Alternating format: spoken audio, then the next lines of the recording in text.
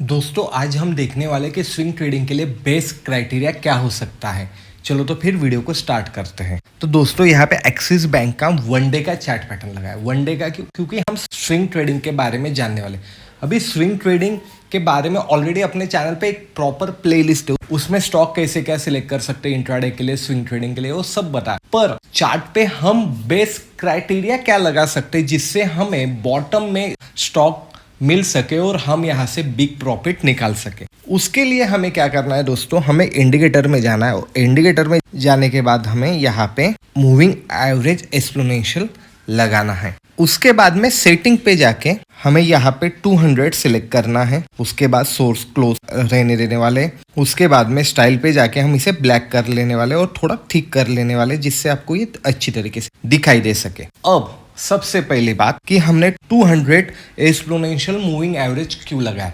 अभी moving average के बारे में इन डिटेल वीडियो है अपने चैनल पे दोस्तों, 1 घंटे का वीडियो, टोटल कंसेप्ट। यानी आपको मूविंग एवरेज के बारे में कुछ भी कभी पता नहीं होगा तो ये टोटल कंसेप्ट आपको यहाँ पे समझाई गई है, तो आप जाके वो देख सकते हैं। हम अभी स्विंग ट्रेडिंग के पर्पज से ही इसे देखने वाले हैं। तो दोस्तों 200 exponential moving average day time frame पे यानी वन डे की एक कैंडल पे कभी हमने लगाया तो ये उस स्टॉक का लास्ट सपोर्ट कहते हैं इसे। यानी जब तक इस मूविंग एवरेज के ऊपर स्टॉक है तो वो बुलिश है, यहाँ पे हम बाय कर सकते हैं। जब ये इस 200 के नीचे चला जाता है तो यहाँ पे वो बेरिश हो जाता है, यानी डाउनफॉल में चला जाता है। तो हमारा बेस्ट क्राइटेरिया क्या होने वाला है, जब भी ये मूविंग एवरेज को ऊपर की साइड में कट करता है तब हमने इसे कभी आइडेंटिफाई कर लिया दोस्तों, तो यहाँ से हमें बिग ट्रेड मिल सकता है। सबसे पहले कट हो गया, हमने तुरंत ट्रेड एक्टिवेट किया, तो ऐसा नहीं दोस्तों।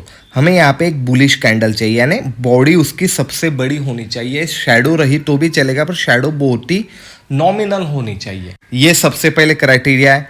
दूसरा क्राइटेरिया दोस्तों, कभी यहाँ पे ही बॉडी क्लोज हो गई, शैडो ऊपर की तरफ आ गए तो हम यहाँ पे एंट्री नहीं बनाने वाले हैं। अगले दिन में कभी उसका हाई निकालता है तो हम यहाँ पे अपनी एंट्री बनाने वाले। सबसे महत्वपूर्ण बात क्या रहती है दोस्तों, स्विंग ट्रेडिंग हम 1 हफ्ते से लेके 1 मंथ के लिए ये मैं आपको स्ट्रैटेजी बता रहा हूँ, इसलिए हमें पैनिक नहीं होना है। हमें कब एंट्री करनी है, हमें 3:20 यानी मार्केट क्लोज होने में 10 मिनट रहने वाले, तब हमें उस चार्ट को देखना है कैंडल कहाँ पे क्लोज हो सकती है।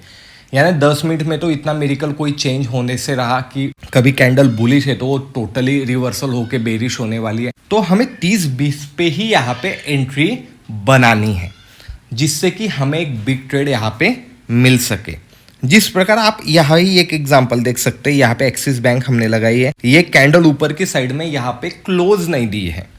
उसके बाद में सेकंड डे पे कैंडल ने जैसे ही हाई निकाला, हमारी एंट्री यहाँ पे बन गई। हमारा स्टॉप लॉस मूविंग एवरेज के नीचे रहने वाला है। और आप देख सकते हैं कि कितना बढ़िया यहाँ से ट्रेंड मिला, क्योंकि लास्ट सपोर्ट है दोस्तों। एक्सपोनेंशियल एवरेज पे बहुत लोगों की नजर रहती है, तो यहाँ पे बहुत लोग बाय करने के लिए बैठे रहते, बड़े बड़े प्लेयर भी बाय करते, इसीलिए यहाँ से एक बढ़िया सा ट्रेंड हमें मिलने की बहुत ही ज़्यादा संभावना रहती है दोस्तों।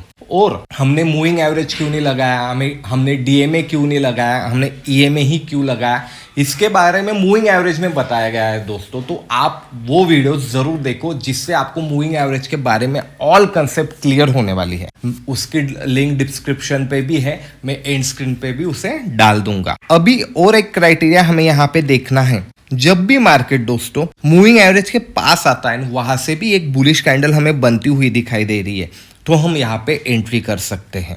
क्योंकि स्टॉक कभी स्ट्रांग रहा तो वो यहाँ पे टच करने के लिए नहीं आएगा, क्योंकि उनको मालूम है यहाँ पे बायर बैठे। तो बड़े प्लेयर क्या करेंगे, उसे पहले से ही टर्न करके ऊपर की साइड में लेके जा सकते हैं। इसीलिए हमें यहाँ पे बाय करना है, पर यहाँ से हमें बिग प्रॉफिट के लिए, बिग ट्रेड के लिए बैठना नहीं है। जितना दूर आप मूविंग एवरेज से बाय करते हो तो उतना अपना टारगेट कम रहने वाला है। जितना आप मूविंग एवरेज के पास बाय करते हो उतना बड़ा टारगेट आपको मिलने वाला है। और नीचे से कभी ऊपर निकलता है तो यहाँ तो बिग प्रॉफिट अपने को मिलना ही है। तो ये अपने को एनालिस करना है दोस्तों। मैं आपको और एग्जांपल दिखाने वाला हूँ। देखो दोस्तों, हमने यहाँ पे सिप्ला का स्टॉक लगाया है। जैसे मूविंग एवरेज के पास आया, एक बुलिश कैंडल बनी हमारा, यहाँ पे ट्रेड एक्टिवेट हुआ। हमारा स्टॉप लॉस 200 के नीचे ही रहने वाला है दोस्तों। क्यों रहने वाला है समझ लीजिएगा, क्योंकि मार्केट यहाँ पे टच करके फिर से ऊपर जाने वाला है, तो लॉजिकली स्टॉप लॉस हमारा यही रहने वाला है। और जिस प्रकार से आपका ट्रेड कभी पॉजिटिव जा रहा है, तो आपको पता है चार्ट ट्रेडिंग के जो भी वीडियो आपने देखे होंगे उसमें हमने क्लियर बताया है कि स्विंग टू स्विंग अपने स्टॉप लॉस को हम ट्रेल करते जा सकते, जिससे हमें बड़ा प्रॉफिट यहाँ पे मिल सकता है। तो जब भी ये अपने 200 के पास आता है दोस्तों, तो यहाँ से बढ़िया ट्रेड मिलता है। यहाँ देखो, इसने ब्रेक किया, बुलिश कैंडल है, शैडो बहुत ही नैरो बनी है, उसके बाद में कट करके रीटेस्ट करके फिर से वो स्लोअर स्टडी ऊपर की साइड में गया। जिन्होंने भी यहाँ पे ट्रेड बनाया होगा उनको कभी लॉस दिखाई नहीं होगा दोस्तों, क्योंकि स्विंग ट्रेडिंग में हम डिलीवरी में शेयर लेते हैं, यानी ऑप्शन डीके जैसा, उसमें टाइम जाने के बाद डीके होने की संभावना ही नहीं है।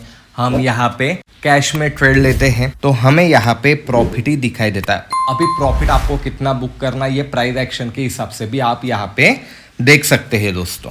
अभी यहाँ पे आप देख सकते हो SCL का हमने चार्ट लगाया है, यहाँ पे उसने क्लोज किया है, बुलिश कैंडल है दोस्तों। कभी मैंने यहाँ पे इस प्रकार इसको बड़ा किया तो आप देख सकते हो बुलिश कैंडल है, शैडो बहुत ही नैरो है और कैंडल ने क्लोज दिया है, यानी हम उसी दिन यहाँ पे ट्रेड बना सकते हैं। तो अगले ही दिन हमें यहाँ पे प्रॉफिट दिखता है और 2-3 दिन में ही हमें बढ़िया सा प्रॉफिट यहाँ पे दिखाई दे सकता है। 200 के जितना पास लोगे उतना आपको बढ़िया ट्रेड मिलने की पॉसिबिलिटी यहाँ पे बहुत ज्यादा बढ़ जाती है दोस्तों। पर अभी आप बोलोगे हम ये स्टॉक किस प्रकार आइडेंटिफाई कर सकते हो, तो एक बेसिक बात है दोस्तों, बैंक सेक्टर के टॉप बैंक लगा के रखो, IT सेक्टर के top IT stock, pharma sector के, उसके बाद में निफ्टी के टॉप स्टॉक लगा के देखो, यानी जो स्टॉक एफएनओ में है वो ट्रेंडिंग है उसे आप यहाँ पे लगा के देखो। और 200 के पास जब भी वो स्टॉक आते हैं तो आपको उसे वॉच करना है डेली। जब भी आपको यहाँ पे वो कट करता दिखाई दे, नहीं तो रिवर्सल लेता हुआ दिखाई दे, तो आपको यहाँ पे एंट्री बनानी है।